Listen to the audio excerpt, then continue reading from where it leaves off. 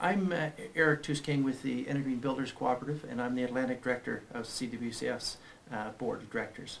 And I'm Hazel Corcoran, Executive Director of the Canadian Worker Co-op Federation. Yeah. How long have you been Executive Director now? For 18 years. So you've been around these annual meetings and conferences for 18 years. Mm-hmm. I've been here, this is my 6th event. What's the value of these annual meetings for you? And what do you think the value is for the members of the CWCF? I think the value for the local worker co-op is that they really learn a lot in terms of the training workshops that we have a great planning committee that puts these agendas together, and all sorts of practical things you learn. And also I think you learn a lot in terms of networking with the other worker co-ops. Like, people may not realize how much you can learn from meeting others who are running a business on the same model as you. And oftentimes there are similar industries that reappear. There's urban gardening, there's construction as you're in, IT, there's fair trade. There's a lot of commonalities in that as well. Yeah, that's been true for us. At the Quebec meeting a couple of years ago, we were able to meet a construction cooperative there. And there's not a lot of construction worker cooperatives. And then this last summer we hosted a representative from that group with us for a couple of days, and that was really valuable for our cooperative. Because in our business, there's just not, in our construction business, there's not a lot of worker co-ops. And so they don't understand the dynamics of ownership and being a worker in the same way. But talking to this other colleague in Quebec, it was really helpful for us. The other part of that is for me is that this annual gathering, we also have international representatives and representative other cooperatives. What's the reason for inviting them to this annual meeting? Well, representatives from other cooperatives, you know, in some cases those other cooperatives are actually through us providing services to members. So cooperators, as an example, we have a group health and dental benefits program that our co-ops can use, and cooperators folks are here and they can talk about that. In terms of the international level, you know, people are aware of the Mondragon co-ops, the co-ops in Northern Italy and so on, and we have at times had folks from those regions of the world at our events, or certainly those who represent us at the international level who are in contact there. And so you feel close to these big systems of worker co-ops, and can be inspired by them. They're huge. They're huge. Yeah. And it is inspiring to see what type of growth is potential for us in Canada here. You know, to rub up against people in Quebec, which is a big worker co-op movement, and a lot of other cooperatives. But it's also, I find it interesting occasionally where people come from those gatherings and they look at our work and say, hey, you're really doing some good stuff, and we just think we're doing things normally, or we see all the problems with it. But to be affirmed by some of the work that we're doing in Canada is really good. It is, and just to comment on that, Rebecca Kemble, who's from the Union Cab Co-op in Madison and president of the U.S. Federation and involved at all the levels, including world, she's here at this conference, and she's just come from meetings in Sao Paulo for the Americas region and in Cape Town for the world region, and said this was the conference she looked most forward to because of how participatory it is. And that's the other piece, is, you know, people can really hear from each other. It is a pretty dynamic meeting itself, and it's unfortunate that not all the members of all the worker co-ops can be here all the time, but I really would encourage worker co-op members to make the effort to be here. It's a good experience for anybody from our co-op that's been here. What other services does CWCF offer worker co-ops? You know, what's the value of being a member in CWCF? Okay, well, I'll list them off and give a brief explanation where I think I need to. So we have an investment fund called the Tenacity Works Fund, where we have investment amounts between $15,000 and $50,000 that co-ops are eligible to apply for. We have a technical assistance program, so people have questions, issues they can't quite work through on their own in their co-op, or need some advice. They first start with our staff member Peter Huff, who's a very experienced co-op developer, help them out for a while, and then when it gets beyond that, we can offer them a small grant, $500 to start, and then another bit that will have to be matched by the co-op. So that technical assistance will also provide co-op development assistance, but also possibly maybe legal assistance. And that's right. Funding could be for that, or an accountant, or things like that. It could be other technical, besides professional assistance. Any kind of technical help, yes. I mentioned the group benefits program. We have an e-newsletter that comes out monthly that the co-op itself or members within the co-op can receive, with all sorts of news from the worker co-op world and the co-op sector. Of course, the annual conference we've talked about. We have an RSP program. If a co-op is large enough, they need to have at least 10 or 11 members, just from some technical rules, but people can put their RSP fund into their co-op, so it's a way of, you know. Now, did you know, CWCF have any role in helping to create that? Yes, back in the 90s, when it was first made possible for folks to put RSP monies into their own small business, the worker co-op model was left out, and so we got together with one of the Quebec federations of worker co-ops and lobbied the federal government, got the rule changed, and now through an evolution we're offering the program. And I know, And it's not only worker co-ops that are eligible, by the way, it's any kind of co-op, and also the community economic development investment funds in Nova Scotia and like funds that are doing In other CED work provinces. in other provinces as well.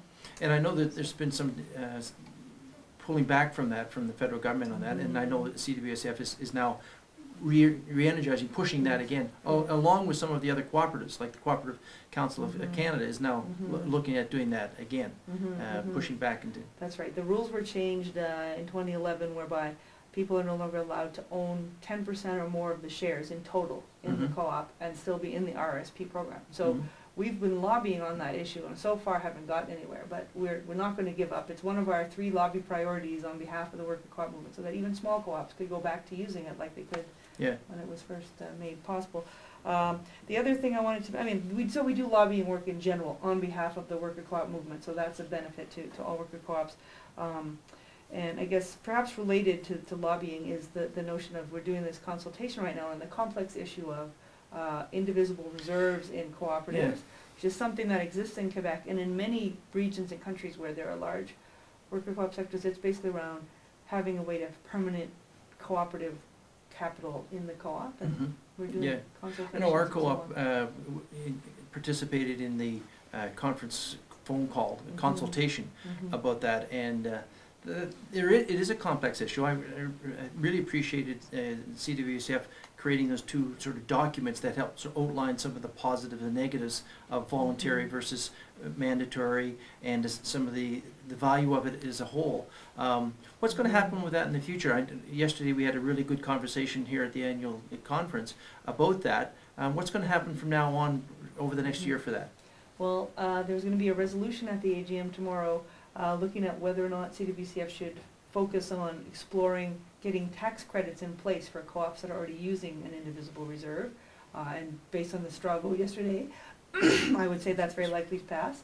And so that work would continue in the coming year. And then we're going to still continue work on whether or not we should be doing lobbies in the different provinces to get the indivisible reserve to be mandatory, and link that to supports to worker co-ops wherever possible, because that's what tends to happen. Once you got it where it's not all about private benefit or as much about private benefit, it's easier to convince governments, I think, to put resources into. And when you say governments, we have to remember that we're incorporated in as a cooperative, either federally or provincially, and therefore mostly provincial. So therefore, we're talking mostly all the provincial governments, co-ops acts, and a federal act as well. The good thing about the coming year, when we're going to focus on taxes, we're just going to be focusing at the federal level, and so it's one level, and you know, it's just exploratory discussions, I guess, at this point. What other services does CWCF provide? Yeah, the other, well, we have a website and a partnership with Co-op Zone, which is a network of developers, and through that there's a training program, an online training program for people who want to learn about co-op development.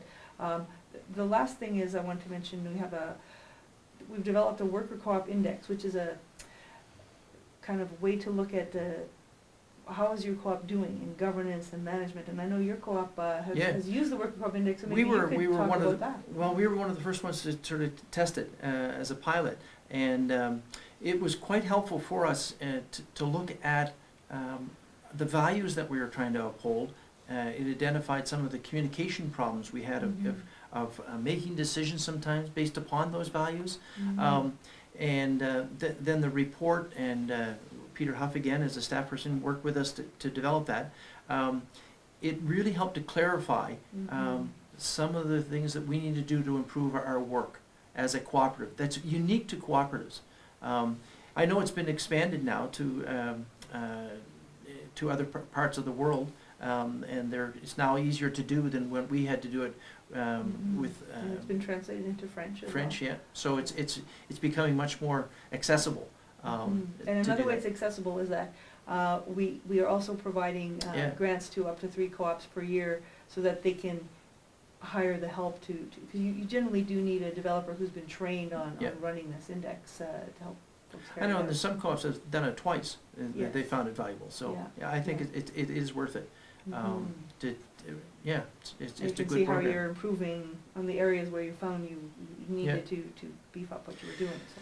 This, we're coming up to the end of our strategic plan for the CWCF as an organization. This is the end of its Third third year. year.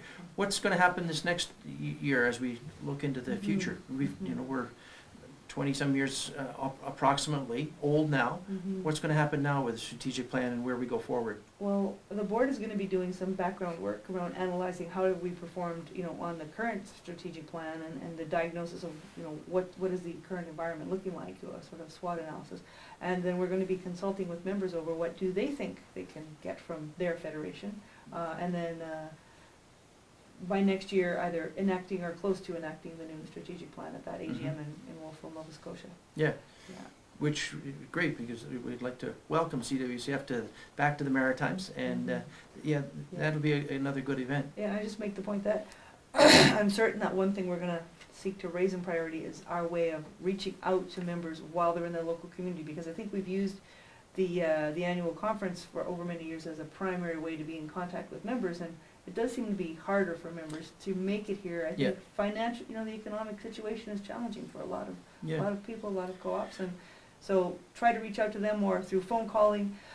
We plan to look at having directors and staff periodically approach each co-op in the conference One of the call things through that the this year. annual gathering has facilitated for us in the Maritimes is it's brought together people that we don't often get a chance to see. So the other Mhm. cooperatives that are worker cooperatives in Prince Edward Island and Nova Scotia met today, Mhm. and we're looking at possibly having a one-day gathering to look at both the Mhm. indivisible reserve as sort of what Mhm. can we learn about that, and also look at other ways of cooperating for ourselves. So Mhm. I just don't have a chance to do that in our region, and I'm Mhm. sure the other provincial reps and don't have that opportunity either, or the worker co-ops here. So that is a good value of here, but it also has to go back home for that That's right. that connecting. Yeah. Yeah, Yeah. I'm glad to learn that, that's Yeah. excellent. Yeah. Great, So thank you. This looks like it's going to be a good year ahead of us. I think so, there I'm are looking- challenges for sure, but we are resilient, as are the worker co-ops across the country. That's right. I'm looking forward to it. Good. Thank you. Thank you, Eric.